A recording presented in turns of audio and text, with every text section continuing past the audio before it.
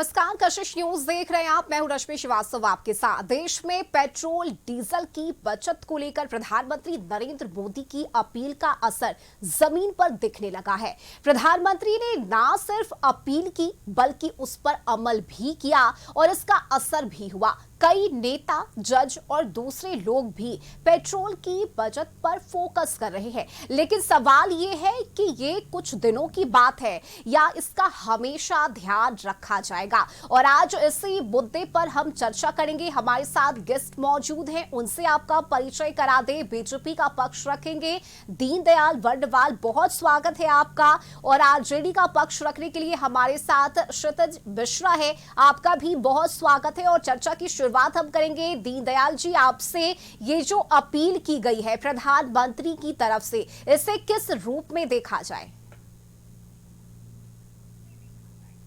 देखिए रश्मि जी, जब भी अंतर्राष्ट्रीय बाजार में जिसमें भारत का कोई योगदान नहीं है, जब 4 देश 5 देश आपस में लड़ते हैं तो निश्चित तौर पे उसका प्रभाव दुनिया के हर एक देश में होता है और भारत भी अछूता नहीं है।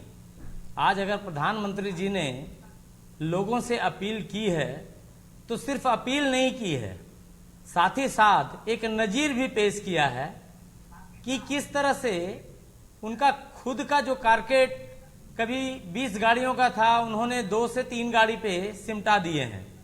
उन्होंने खुद को एक नजीर पेश करके पूरे भारत में उन्होंने एक मिसाल कायम किया है। और उसका देखा देखी आप देख रहे होंगे तो कई राज्यों के मुख्यमंत्री, कई जज, कई मंत्री, कई लोगों ने, झारखंड की बात अगर करें तो झारखंड में रघुवर दास जी ने और कई लोगों ने खुद को संतुलित किया। और जहां तक 5 गाड़ी 6 गाड़ी में जाते थे, आज संजय सेठ जी हमारे केंद्रीय मंत्री हैं उन्होंने 2 गाड़ी पे ले आए अपने कारकेट को। तो कुल मिला के कहा जाए, और जनता इतना ज्यादा सहयोग कर रही है जनता को भी लग रहा है कि ये तो बहुत अच्छी बात हुई, हमारा जेब भी बचेगा, हमारे खर्चे भी बचेंगे और कार्य भी निकल जाएगा। जो 2 गाड़ी यूज करते थे 1 गाड़ी यूज कर रहे हैं, बसें में जा रहे हैं। कुछ मंत्रियों को आपने देखा होगा ट्रेन से भी सफर कर रहे हैं। और यह सिलसिला अब रुकने वाला नहीं है। यानी आप ये बता रहे हैं कि जो अपील की प्रधानमंत्री ने उसका असर भी अब दिखने लगा है। क्षितिज मिश्रा जी, आप लोग इस अपील को किस रूप में देख रहे हैं? देखिए, अगर ये अपील इतना ही आवश्यक था और संकट, क्योंकि बंगाल चुनाव के बाद तो ये संकट आया नहीं है, ये संकट पहले से था। तो जब आप बंगाल चुनाव में उस वक्त प्रधानमंत्री जी और भारतीय जनता पार्टी के इतने हेलीकॉप्टर और पूरे 5 राज्यों में घूम रहे थे, तब प्रधानमंत्री जी को इन सारी चीजों की चिंता नहीं आई। अभी जाकर के वो अपने कारकेट से गाड़ी कम कर रहे हैं और जनता से अपील कर रहे हैं। मेरी 2-4 मांगे हैं विपक्ष की। आपके ऊपर, जब देश के ऊपर ये संकट आई हुई है, तो आपने सर्वदलीय बैठक क्यों नहीं किया और बैठक के बाद कोई ठोस निर्णय क्यों नहीं लिया गया? दूसरा, पेट्रोल डीजल में दाम बढ़ने का या इसका संकट का, तो ये पूरे विश्व में ये संकट है, लेकिन चाइना में क्या ऐसा कोई अपील किया गया है क्या? नहीं।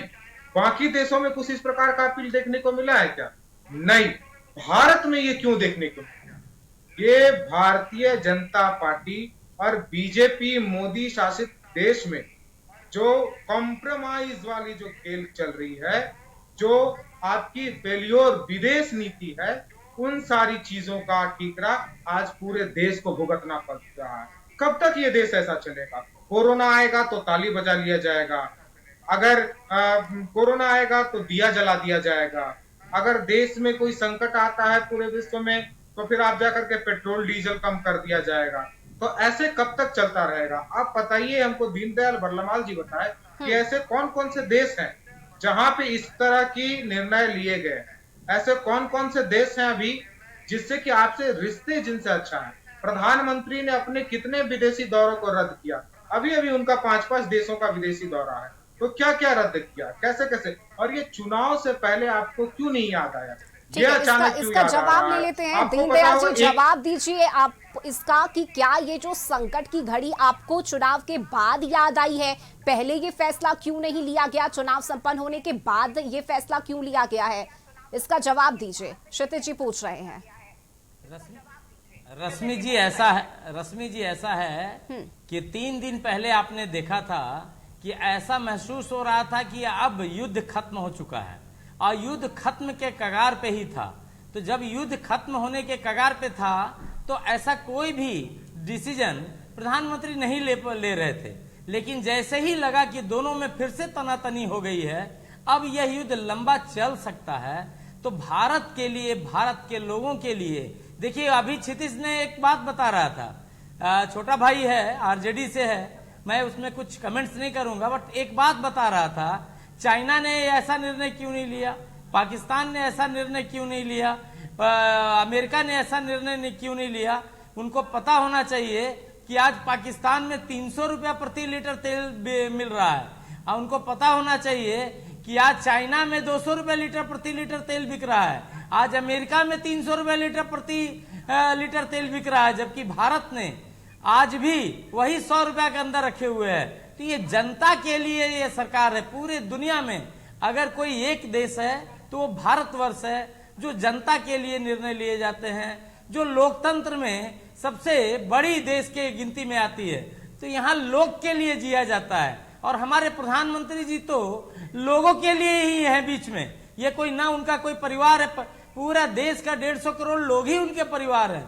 तो अपने परिवार के मुखिया के नाते अगर उन्होंने ये कह दिया और कहा है तो इसमें कोई गलती तो नहीं है। उन्होंने खुद अमल में आरोप मिलाया। भी लग रहे हैं ना कि दूसरी बात आपकी मैं बता रहा हूं विदेश नीति कि रोज राहुल गांधी फेल है, और इसी का नतीजा आज देशवासी भुगत रहे हैं।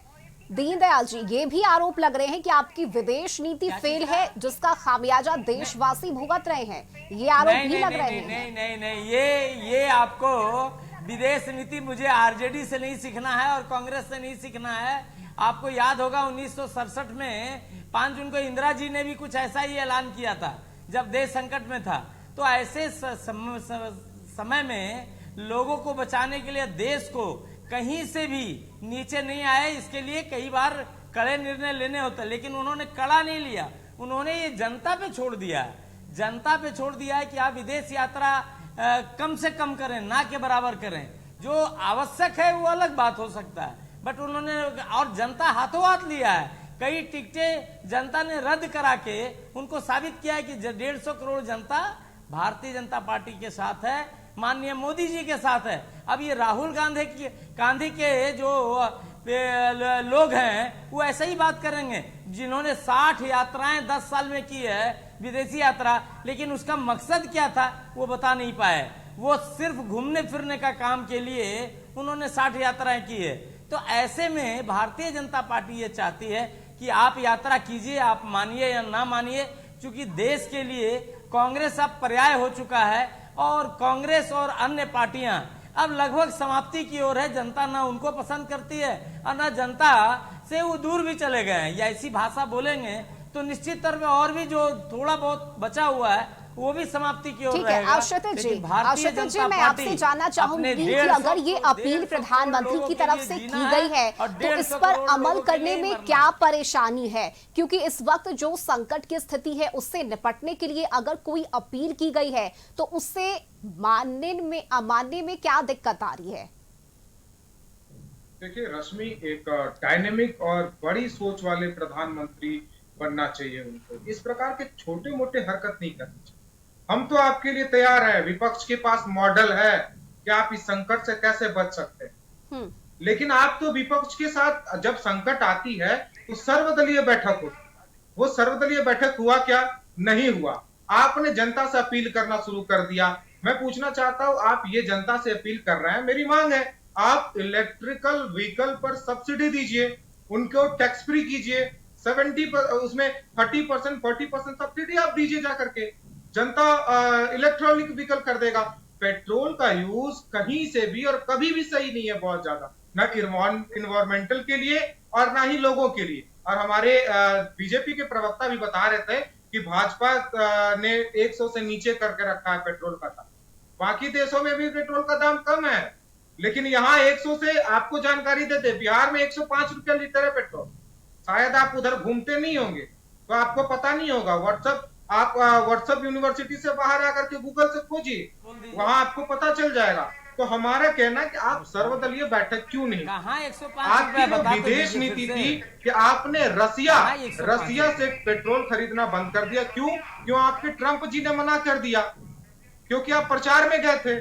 ये बात ट्रंप ने कहा है, आपके तरफ से इसका कोई विरोध नहीं किया गया कि नहीं ऐसा बात नहीं है। तो जो ट्रंप सिखा रहे हैं वो आप कर रहे हैं। पता नहीं क्या मजबूरी, आप सरेंडर कर चुके हैं और उसी विदेश नीति का ये है कि देश को ये भुगतना पड़ रहा है। ठीक है, जवाब ले लेते हैं इसका कि आखिर आप लोगों ने सर्वदलीय बैठक क्यों नहीं बुलाई, विपक्ष से इस पर राय क्यों नहीं ली?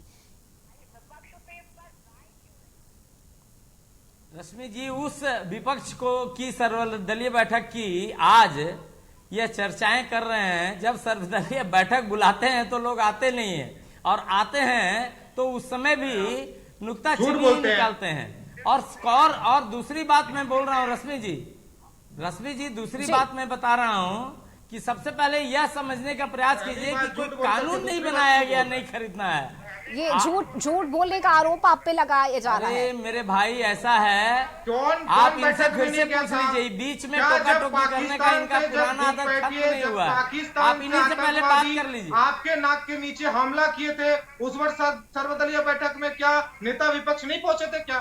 बैठ के यहाँ झूठ मत बोलिए, झूठ बोल रहे हैं आप। जवाब दीजिए इसका। दीनदयाल जी, कौन सी ऐसी बैठक रही जहां विपक्ष नहीं पहुंचा? इसका जवाब मांग रहे हैं आपसे। ये बीच में बोलने का आदत या तो बंद कराइए, और नहीं तो इनको आप प्रवक्ता से लिस्ट से बाहर कीजिए या मैं बाहर हो जाऊंगा।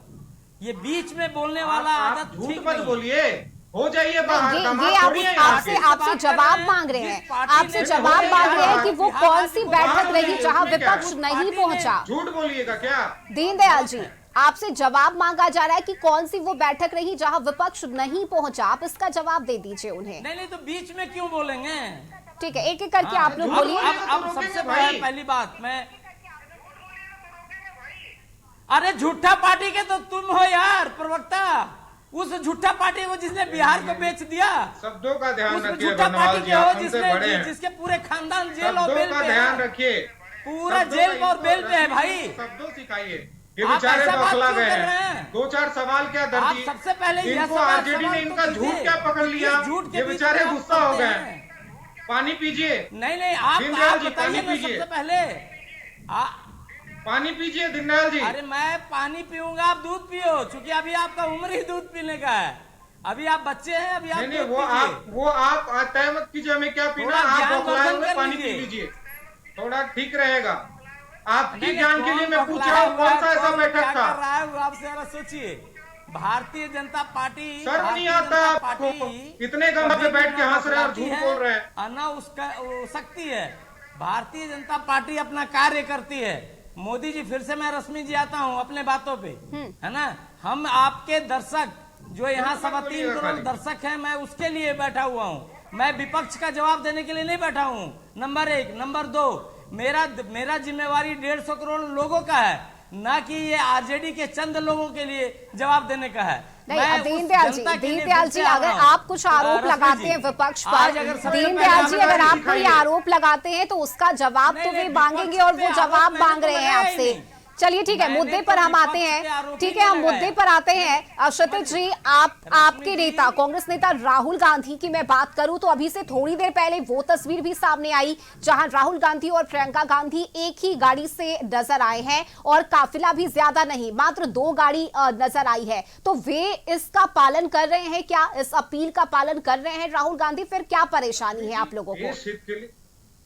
बिल्कुल रश्मि जी, जो देश हित के लिए जो भी हमसे हो पाएगा वो बिल्कुल हम करेंगे। ऐसा नहीं है। प्रधानमंत्री जी ने, देश के प्रधानमंत्री जी ने एक अपील किया है तो उसको पूरा देशवासियों को मानना चाहिए। और मैं भी आपके चैनल के माध्यम से पूरे देश को कह रहा हूं कि इस अपील को मानिए। लेकिन इनके ही मुख्यमंत्री शपथ लेने जाते हैं तो 200 गाड़ी के काफिला से जाते हैं। प्रधानमंत्री जी इसको अमल करते हैं, बाकी लोग अमल नहीं करते। हम सराहना करते हैं प्रधानमंत्री जी का, जिन्होंने इसका अपील किया और इसके बाद इसका पालन भी किया। लेकिन आपकी विदेश नीति अगर फेल्योर हो जाती है तो हमारा कर्तव्य बनता है, जनता ने हमें जो मैंडेट दिया है वो विपक्ष का दिया है, तो हम सवाल पूछेंगे।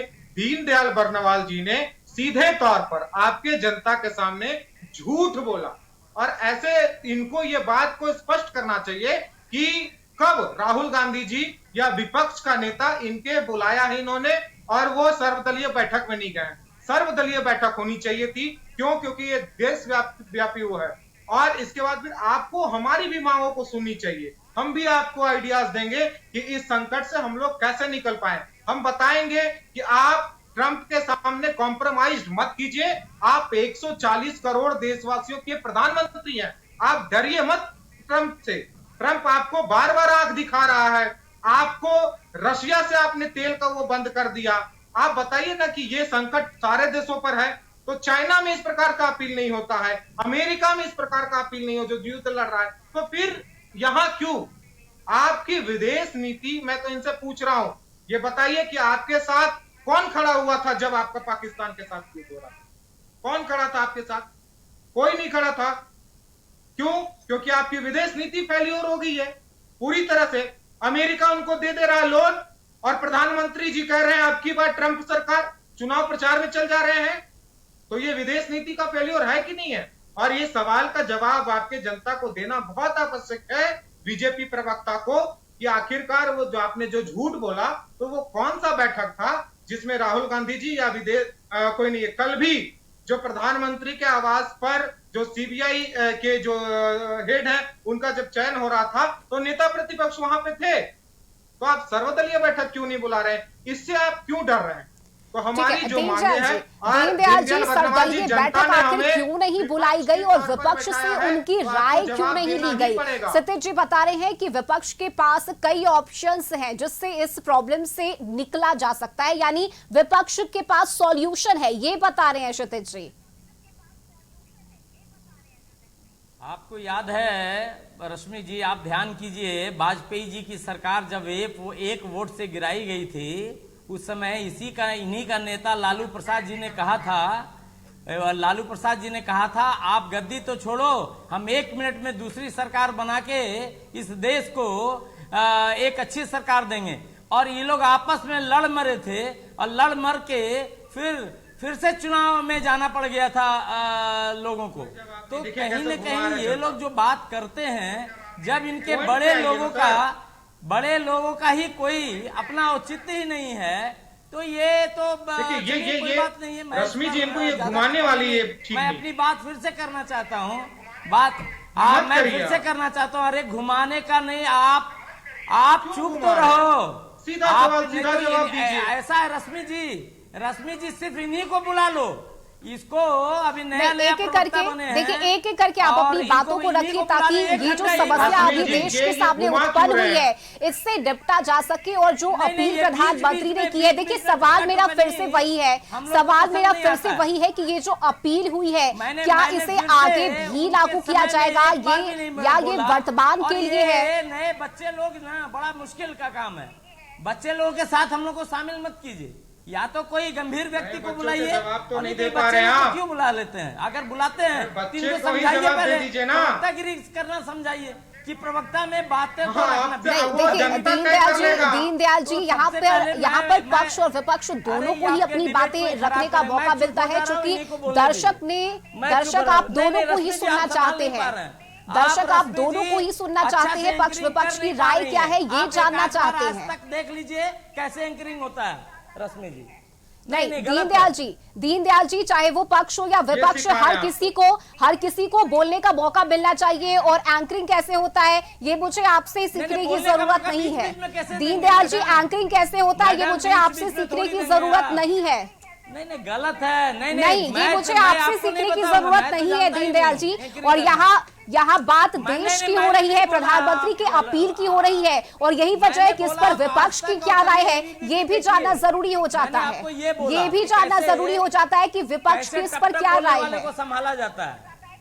नहीं, आप यहाँ पर गलत है दीनदयाल जी। विपक्ष की भी राय जानना उतना ही जरूरी है जितना पक्ष के लोगों का।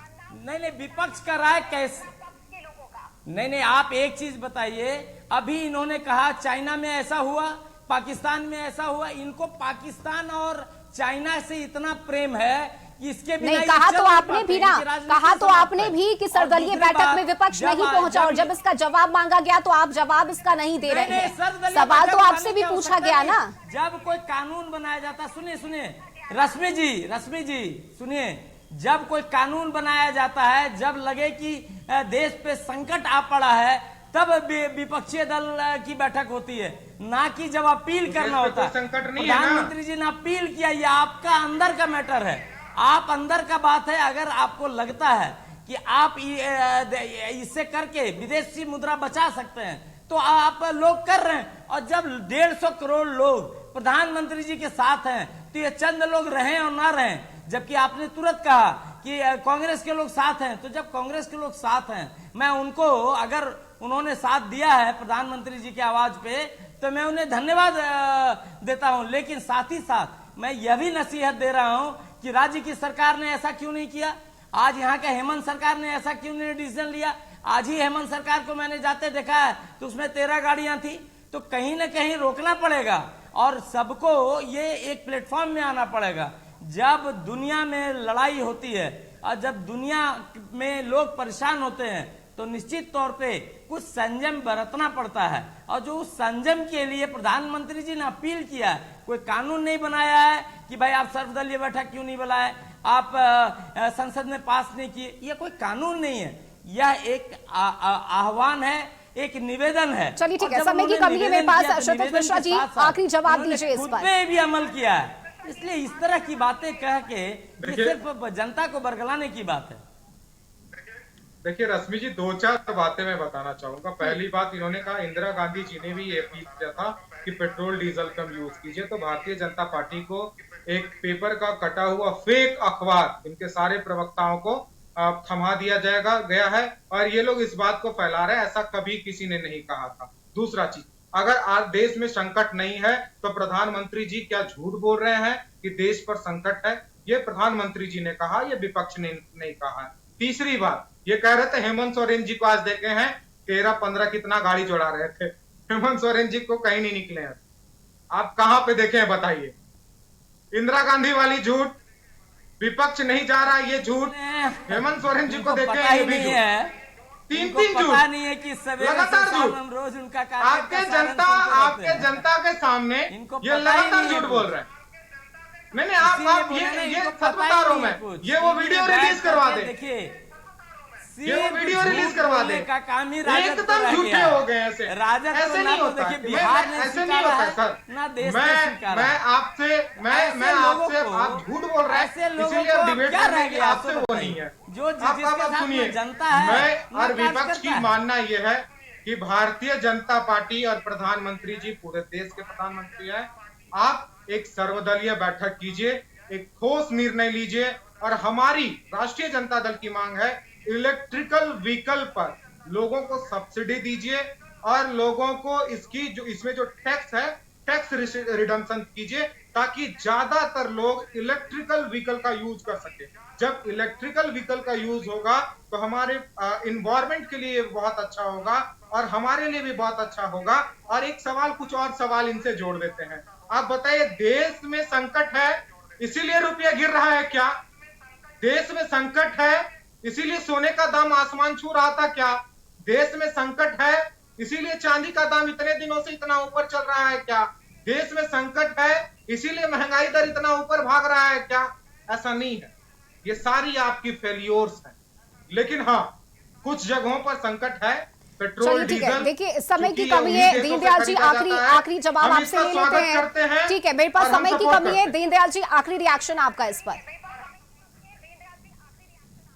नहीं, सिर्फ रश्मि जी मैं इतना ही बोलना चाहता हूं अपने 3.25 करोड़ झारखंड वासियों को कि प्रधानमंत्री जी ने आगे बढ़कर आपसे अपील की है और साथ ही साथ उन्होंने यह नजीर भी पेश किया है। खुद का जो 16 गाड़ी का कारकेट था उन्होंने 2 पर लाया है। आप सभी से मेरी वह अपील है कि आप सभी पेट्रोल डीजल बचाएं, विदेश यात्रा कम करें, सोना का खरीद आवश्यक होने पर ही करें, ना तो ना करें। तो इससे देश की मुद्रा बचेगी और भारत जैसा जो पहले से स्थिति है, आज भी देखिए पूरे दुनिया में सबसे सस्ता ठीक है, पेट्रोल बिल्कुल। अगर देखिए, कहीं दिख समय की रहा है, कमी है, मेरे जो पास पेट्रोल बहुत शुक्रिया उत्पादक नहीं दीनदयाल है, जी आपका और सतीश जी आपका हमारे साथ इस चर्चा में शामिल होने के लिए। और देखिए, प्रधानमंत्री नरेंद्र मोदी की तरफ से की गई अपील का असर भी अब दिखने लगा है। हालांकि इस पर राजनीति भी शुरू हो गई है, पक्ष और विपक्ष के अपने अपने तर्क हैं और अपनी अपनी राय है। अभी के लिए इस चर्चा में इतना ही। खबरों में बने रहने के लिए आप देखते रहिए कशिश न्यूज।